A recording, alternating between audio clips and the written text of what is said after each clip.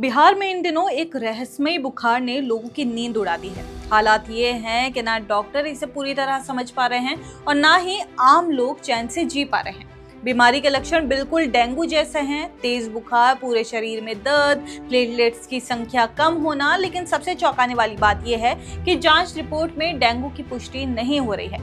यानी मरीज डेंगू जैसे महसूस कर रहे हैं लेकिन रिपोर्ट नेगेटिव आ रही है। पूरा मामला क्या है, चलिए जानते हैं। नमस्कार, आदाब, आप देख रहे हैं द हिंदी टॉप और मैं हूं आपके साथ सामिया खान। पटना के बड़े अस्पतालों में इस समय ऐसे ही मरीजों की भरमार है। पटना मेडिकल कॉलेज अस्पताल, न्यू गार्डनर रोड अस्पताल, एम्स पटना और IGIMS जैसे बड़े केंद्रों से लेकर अनुमंडल अस्पतालों तक हर जगह एक जैसी कहानी सुनने को मिल रही है। बड़ी संख्या में लोग बुखार और डेंगू जैसे लक्षण लेकर पहुंच रहे हैं। डॉक्टरों ने इस स्थिति को एक नाम दिया है, डेंगू लाइक इलनेस, यानी डेंगू जैसा रोग। कंकड़बाग की सावित्री देवी और दानापुर की रिंकी कुमारी दो ऐसे नाम हैं जो इस रहस्यमयी बीमारी के शिकार हुए हैं। दोनों को अस्पताल लाया गया तो उनके लक्षण देखकर डॉक्टरों ने पहले डेंगू का शक किया, लेकिन रिपोर्ट्स नेगेटिव निकली। ऐसे में डॉक्टरों ने लक्षणों के आधार पर ही इलाज शुरू किया और राहत की बात ये रही कि दोनों की हालत धीरे धीरे सुधर गई। इसी तरह के कई मामले PMCH और अन्य अस्पतालों में लगातार सामने आ रहे हैं। मेडिसिन विभाग के डॉक्टरों का कहना है कि ऐसे मामलों में मरीजों को लक्षण देखकर ही दवा दी जा रही है। प्लेटलेट्स गिर रहे हो तो उसी हिसाब से इलाज किया जाता है।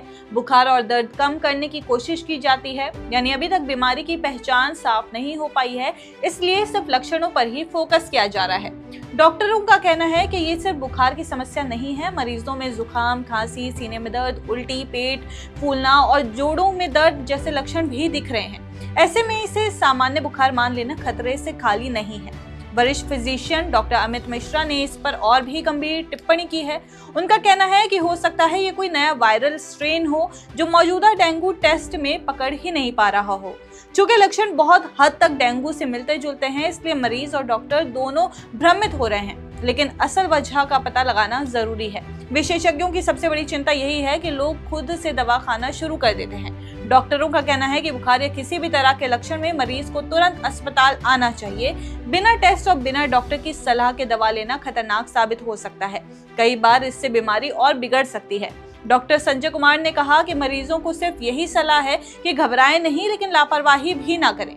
लक्षण दिखें तो तुरंत फिजिशियन से संपर्क करें, जरूरी जांच कराएं और जो भी रिपोर्ट्स आए उसे आधार पर इलाज लें। आम लोगों में डर का माहौल है। लोग समझ नहीं पा रहे हैं कि आखिर ये कौन सी बीमारी है। बुखार आता है, शरीर टूटता है, प्लेटलेट्स कम होती हैं, लेकिन जब रिपोर्ट में डेंगू नहीं है तो मन में सवाल उठना स्वाभाविक है।